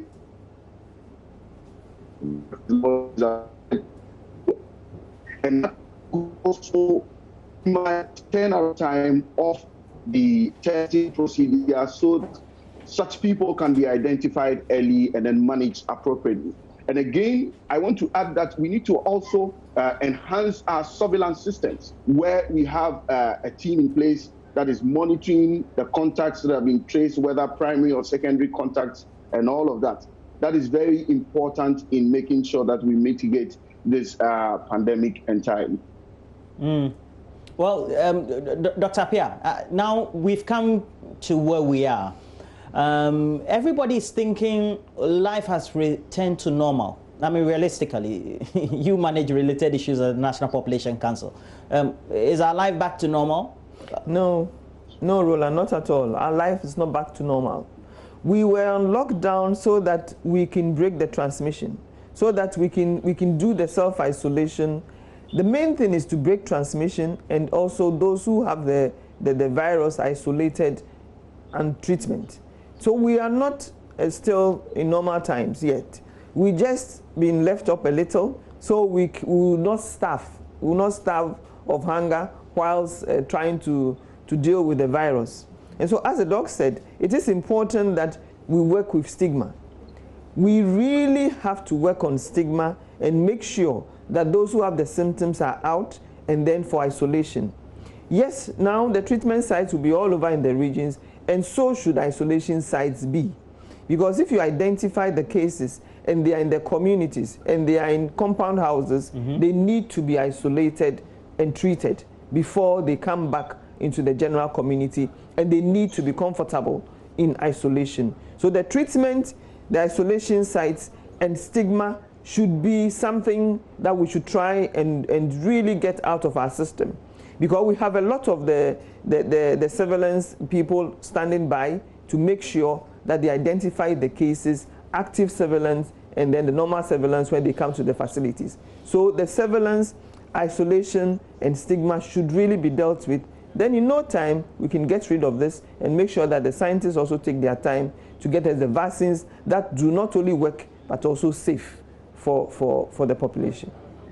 Now, Dr. Abed, if we look at the perception that we tend to have right here, and socio-culturally, how we seem to think that because I'm not infected, or we don't have the numbers, then it gives us confidence. it also means that gradually we tend to forget what the cautions are, what the guidelines or the protocols are. It will also mean that people will see it as just a normal thing. Now, scientifically, when do we psychologically need to see this virus as just one of those that are inherent in public health, so to speak, and so we just take it as coolly as it is and not as an emergency? At which point in time should we be doing that? Not until we have a credible vaccine or an authenticated therapeutic agent that can deal with the vaccine. I think that education is key. We need to continuously educate people about the virus, the mode of transmission, and how it spreads, and all of that. We need to tell people about all these, what is happening in other countries and all of that. I think we've started a very good thing by using people who have recovered from the infection as mouthpieces in educating people so that we could minimize the extent of stigma and all of that. We need to continuously engage the public. We need to drum home the education on the spread of the virus and the fact that you can have it. You can be asymptomatic and so may not show any signs and symptoms, but you can become a conduit to transmit the virus to other people. And that is very, very important. So we need to continuously educate people on the transmission of the virus and make sure that we do this and we make sure we get a vaccine or a therapeutic agent. And then even after that, we need to make sure that we encourage people to keep safe, practice personal hygiene and all of that. Mm. And Dr. Appiah, we can have people who are asymptomatic, as we call them, but may not necessarily get to the stage where they are exhibiting the signs until they recover. Yeah. Okay. Yes, that is why outside you're testing the antibodies. The antibodies tells you that the virus has been here. You've had the virus and you've recovered. You know, the immune system is very, very strong and very efficient.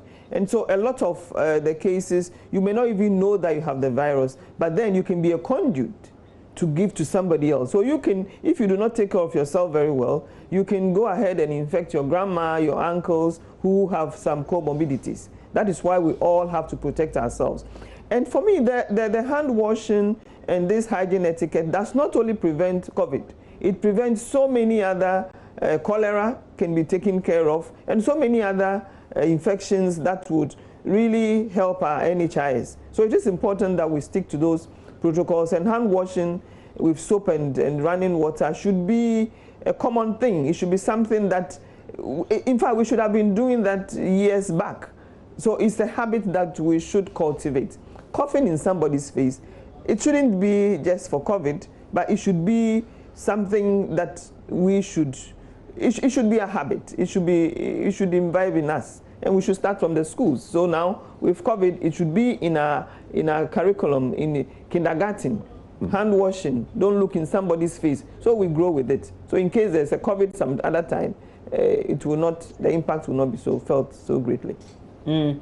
And Dr. Isiembedu, what lessons have we learned by way of education for research and development, policy direction, and then also maybe among the population? So I think one of the biggest lessons we have learned is our preparedness for future pandemics. There's been a lot of talk about funding research in Africa and in Ghana especially. There's a bill in Parliament on research funding in Ghana, which is still lying in Parliament. Imagine if this pandemic had happened and then we had about 10 or 15 Noguchi-like or KCCR-like facilities. We would have had expanded testing sites and all of that. If we had other centers where they could do genome sequencing and all of that.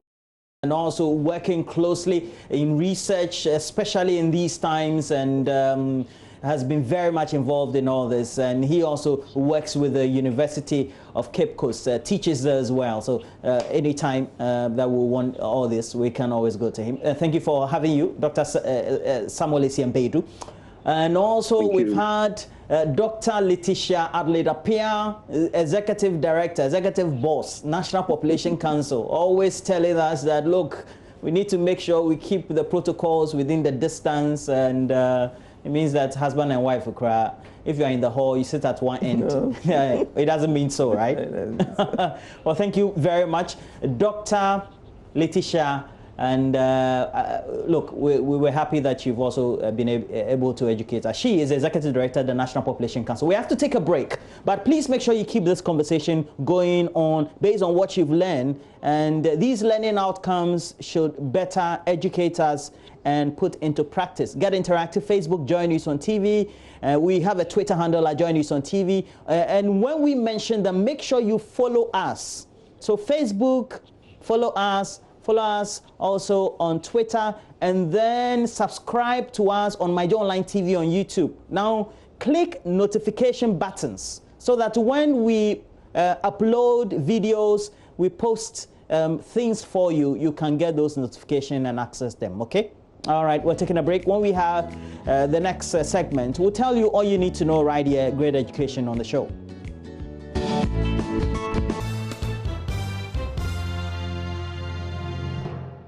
Thanks for staying with us here on the AM show. Now, city authorities in Kumasi were on Monday compelled to move traders out of the Dr. Mensah area of the Central Market for disregarding social distancing following the lifting of the lockdown.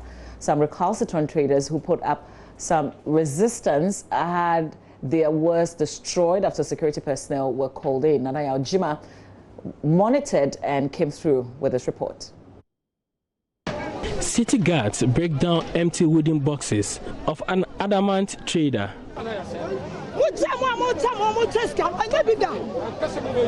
Already, her bananas have been loaded into a pickup truck by some security guards. She will not let it go without a fight. I've been home for 3 weeks. I came back just today and see what they've done to my wares. Many of her colleagues have been chased out of the market by city guards and a few military men. During the lockdown period, a shift system was instituted to ensure social distancing here at the market. Traders interpreted the lift of the lockdown as breakdown of the measure adopted.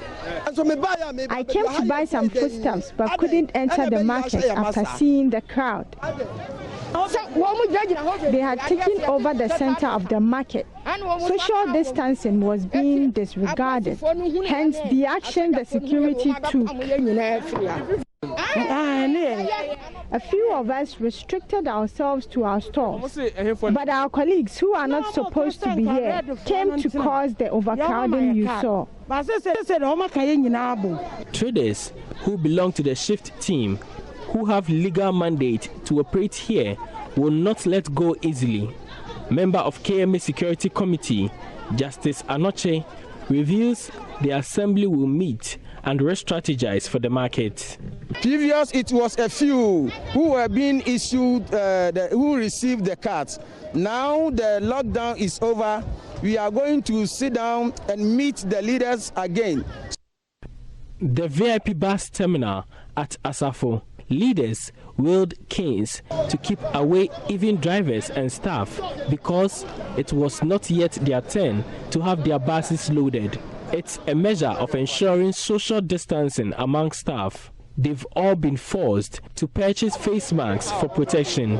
Second trustee, Francis Asamoah, reviews some of their vehicles have been made to halt work in adherence to social distancing in buses. We are waiting for our leadership to revise our mode of operations. Later today, a decision will be taken on how we can get all our coaches back on the road. Meanwhile, passengers have taken their safety into their own hands. For Joy News, Nanaya Ojima reporting. So that's Nanaya Ojima with the Kumasi situation yesterday. This morning, my colleague Maxwell Agbagba engaged or visited the Kaneshie market.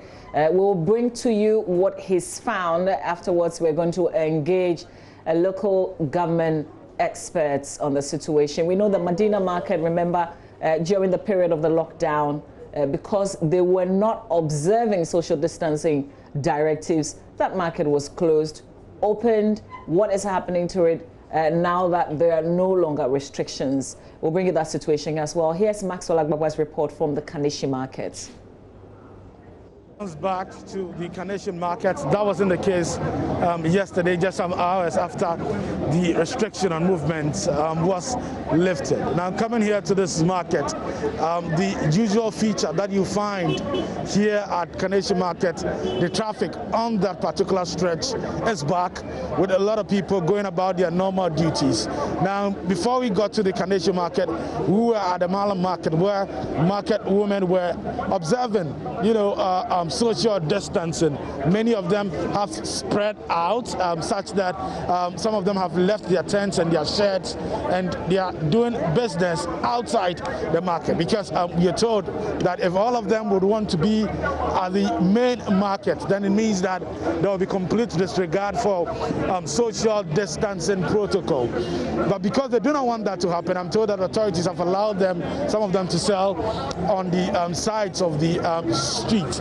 What we also observed was that not many people are wearing their masks, and even here at the Kaneshie market, not many people are wearing their masks, contrary to the president's advice that people should wear their masks, as a way of stopping the spread of the coronavirus. Here at the Kaneshie market, at the bus terminal, we've been here for the past 30 minutes just observing.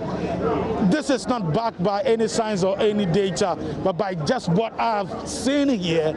Out of 10 people you find, just 2 of them, will be in masks, in complete disregard of the president's advice, and in complete disregard of advice from health experts and the WHO. Let's get close up and speak to some of the taxi drivers who are here at this market. Let's find out from them how they are ensuring social distancing and other protocol that would help them or prevent them from contracting the virus. Chairman, okay, this man is in mask. It's a good thing. Chief, you're welcome to join me. Thank you. Great. I see you're a taxi driver here. Yes, sir.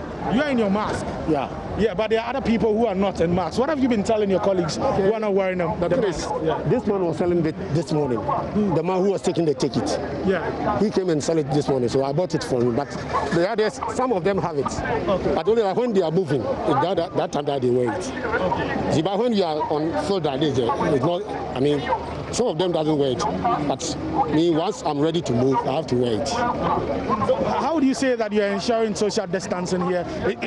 Are you even able to adhere to social distancing here? Yeah, we do it. Okay. Because since the lockdown came, it's only today that I've come to the park. Okay. But I've told them that whenever we are standing, we should not close. We should not get close. We should, do the social distancing. So we, this union, we are doing the same that the government said. Tell me, during the lockdown period, how was your business affected? How was your... That one year, I can even tell you that we have suffered a lot. You see, as I told you, it's only today that I've come to work. It was not easy. Even where I was, I'm at Ablekuma. I went to the station. They told me that once I'm not a member over there, they cannot allow me to work. So I was at home. So it's only today that I've come to work. Wow. So how are you feeding the family? Oh, tightly. That time we were going to the lockdown, I was having a little money with me. Yeah. So I used that money to do some 1 or 2 things. Thank you. Thank you very much. My car is full, so I'm moving. Okay. Definitely. Okay, so you just heard from the taxi driver there. He's in a mask.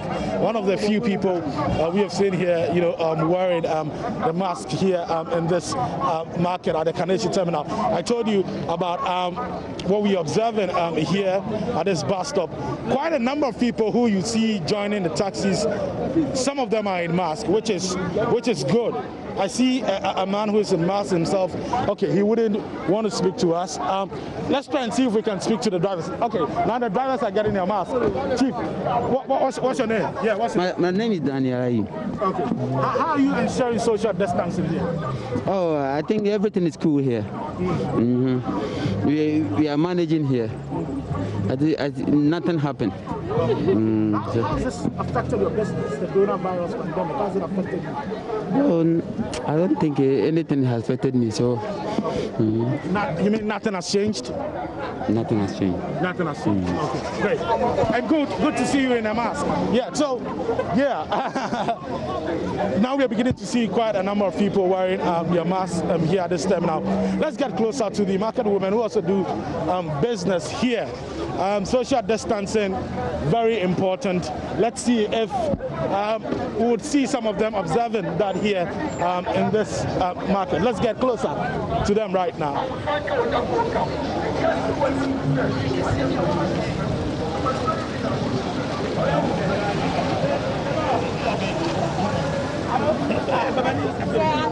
Yes, you agree. Okay, so the cobblers here want to speak to us. They want to talk to us. Yeah, how are you doing? Oh, I'm fine. Okay, tell me, how are you ensuring social distancing here? I think you're too close to your friend. Oh, the social distancing, I don't know. Why cry too long? But it's supposed to be 2 meters. Well, I'm just telling him that he's too close to his friend, but he says that even this is much of a distance. Social distancing there. Okay, more. 733. I didn't distance away and moody. I am correct. She said, Michelle Sana, TV, see me be there. Michelle said, on the way, once a crown, and Michelle said, well, my friend insists that we are adhering to social distancing here at this place. So tell me, time out now won't be Jumano. Time out lockdown now enforced. How did it affect you? With business? Say 3 weeks now won't be Jumano. Say put me here now. We are saying now won't sako. And the credit, I want to time I started in cost no there. Yabre and Yamikwa. Yabre will be a minima. 3 weeks in the Bianbejuma, and one Bian Fibia. And I was sent on our by not to be shared. One Bibian Bianca and some Ebesin and Sana Yabi. And to know bread here, so the castle will be a feel good of here without doubt. Be a papa. And to Yabian should be a yamum by a baby, the better boy. The incident in boy.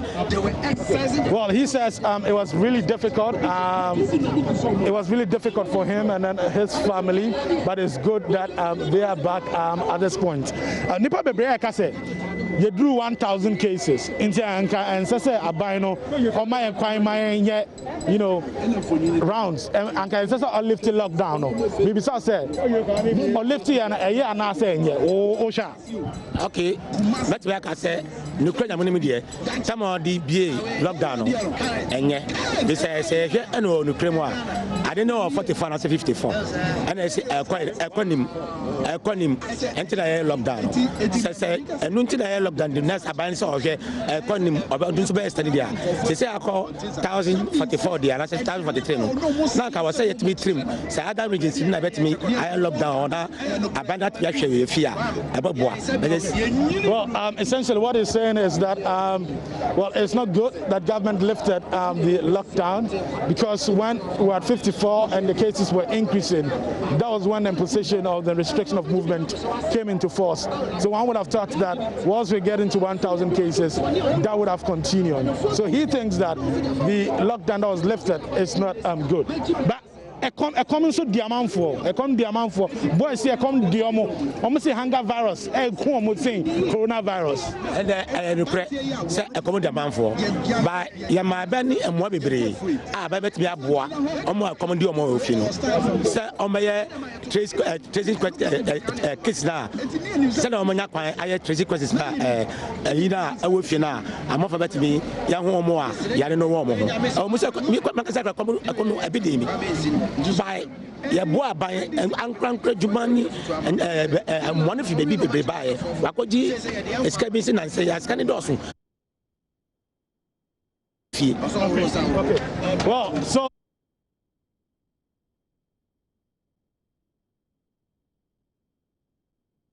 All right, so Maxwell Agbagba with views from some persons at Kaneshie. Let's get on to Zoom now. We're speaking with Mr. Fred Oduro-Ejiako. He's Acting Dean, Institute of Local Governance Studies. We want to bring all the issues together. Also talk about the market itself and how difficult it is to social distance sometimes. Good morning to you, sir. Hopefully you can hear me. Hello, Mr. Ejiako. Hello, sir. If you can hear me, I'm saying good morning to you. Okay, well, not quite. We have to work on that. Mr. Fred Oduro-Ejiako is Acting Dean, Institute of Local Governance Studies. We want to get his perspective on what the MMDAs could do differently to ensure that people who do business in the market can also respect the rules, the social distancing rules, the hand washing rules, and certainly the hand sanitizing rules as well. He's joining us via Zoom. Let's see if we have a better connection now, particularly with the sound. Mr. Ejiako? Okay.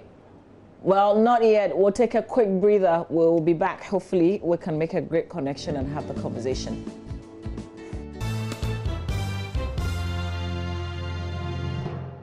It's the AM show. Let's see if we can join Mr. Fred Oduro-Ejiako, who's the Acting Dean, Institute of Local Governance Studies, via Zoom. Hello, sir. Hopefully, we can hear you now. Good morning.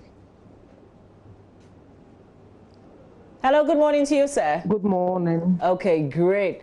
Great. All right, so, you know... Good morning. Okay, sure. I can hear you now. We've been looking at the market situation, but I also wanted to ask from the perspective of the MMDAs, what do you think they can also contribute to making the market and the people in the market make it easier for them to respect the social distancing rule in particular? Well, for starters, the Assembly has got a lot of powers that they exercise. The markets and the lorry parks, let's be I want to add the lorry parks. They are all facilities of the assemblies by law. Nobody, the assembly can go into an arrangement with a private enterprise in a PPP arrangement for somebody to manage a market. But the facilities are the properties of the assembly. They own it and they charge fees and dues for people who use it.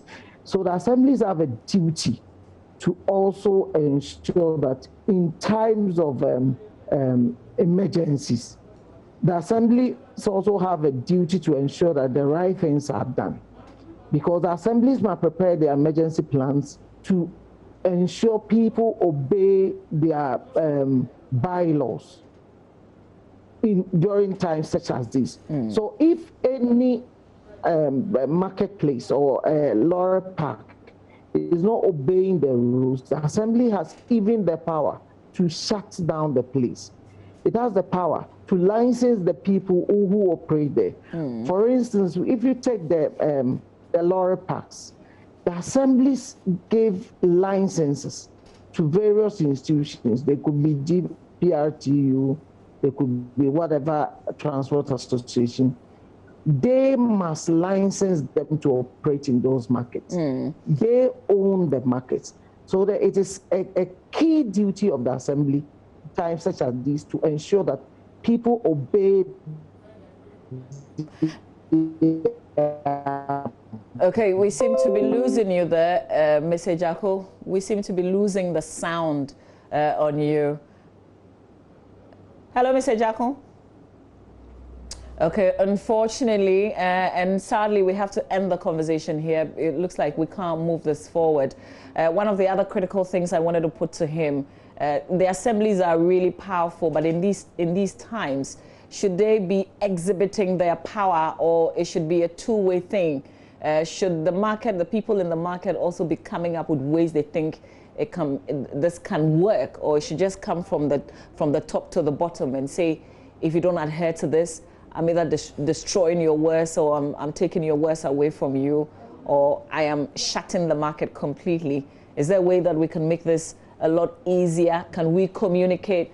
Mr. Ejiako, unfortunately, Zoom didn't work for us, but hopefully we can wrap this up via phone. I wanted to ask you if this approach is what is absolutely workable, because in times like these, we want the people to also understand why we're doing this.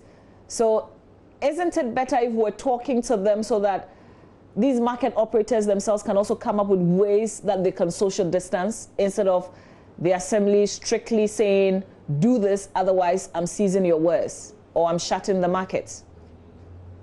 It's a two-way traffic. The people have a responsibility, the assemblies have the power. But it is important for us to appreciate that so far, most of our people have refused or failed to abide by the directives of the assembly. Fortunately, some assemblies have gone as far as shutting down some markets. So I think that if the people are not going to be responsible, as expected of them, the assemblies must exercise their power.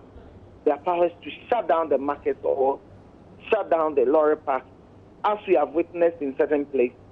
So the power is in the hand of the assembly. The ideal thing was for people to appreciate the difficult times we all have and abide by rules that are set.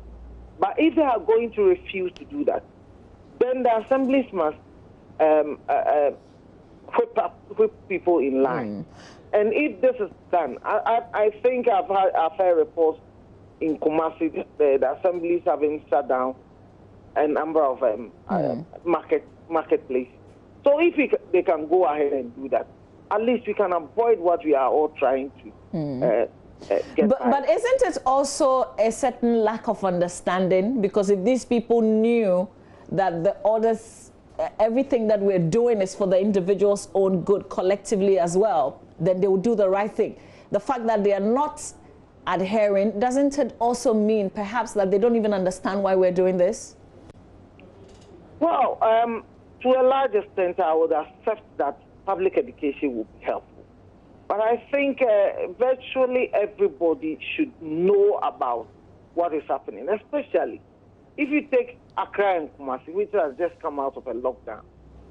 I'll be surprised there is anyone in these two areas who can say, oh, I'm not aware there is a lockdown, I'm not aware there is something happening.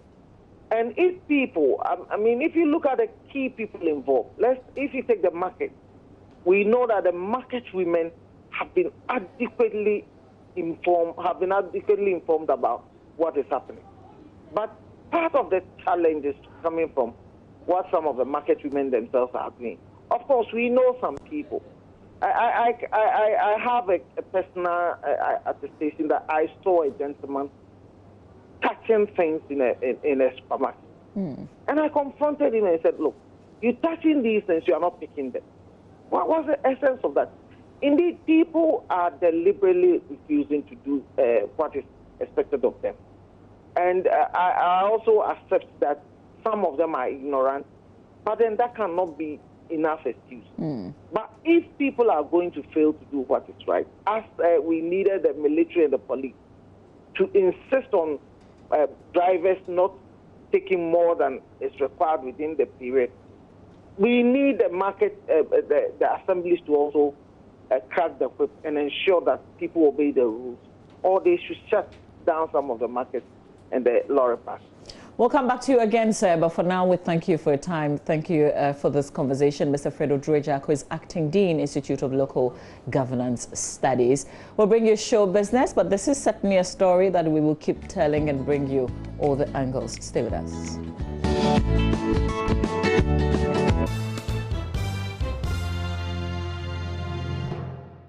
Good morning, my name is Kadi and this is Showbiz right here on the AM show. Now to my very first story. Some actors have teamed up with some affluent people to form a COVID-19 coalition. Now one of them is president of the Ashanti Region Actors Guild, Bill Asamoah. He tells Joy News the team has government support. We are a team of actors that we've come together, and we're trying to get support from well-to-do Ghanaians, like I said earlier, and we're talking to the telcos. So we're in collaboration with them. The telcos are helping us: MTN, Airtel, Tigo, and Vodafone. Yes, so if you want to help, you just go on your mobile money platform, and then when you get to the bits that you're supposed to input the merchant number, you type in 202019. Yes, and then you donate at least 5 cities, and then the telcos are helping us get it together, and then when we reach a certain level of amounts that we think is substantial enough, we buy stuffs and then we distribute it to people. Yes. It's not made up of only actors, no.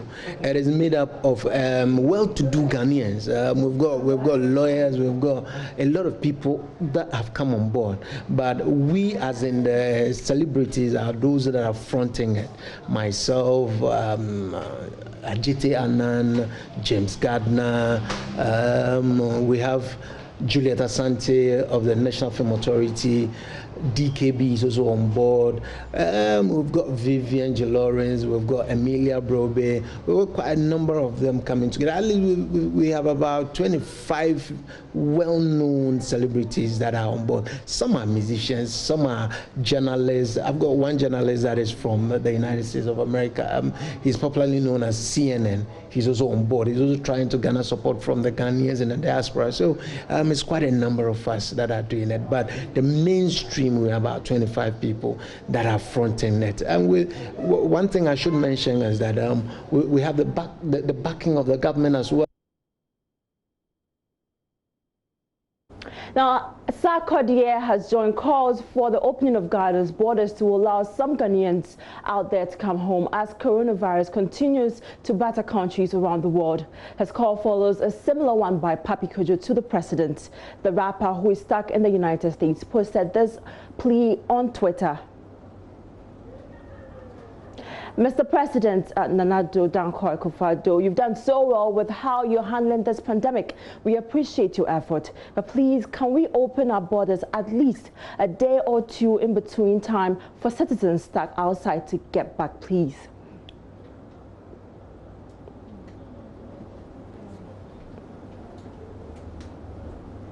That's all we have for Showbiz for this morning. There's more news at midday.